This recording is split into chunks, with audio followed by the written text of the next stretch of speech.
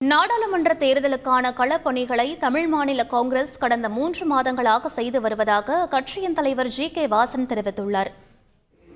மக்களவை தேர்தலுடைய அறிவிப்பு இன்னும் 2-3 வாரங்களிலே அதிகாரப்பூர்வமாக வெளிவரும் என்று தெரிகிறது.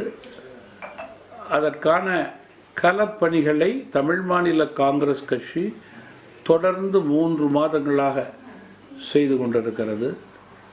நவம்பர் மாதத்திலேயே தொடங்கி தமாகவின் சார்பிலே தொடர்ந்து 3 மண்டல கூட்டங்களை நடத்தியிருக்கிறோம்.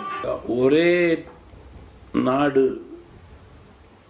ஒரே தேர்தல் என்பதை தமாக வரவேற்கிறது என்று நான் அந்த ஆணையத்திற்கு கடிதம் எழுதியிருக்கிறேன்.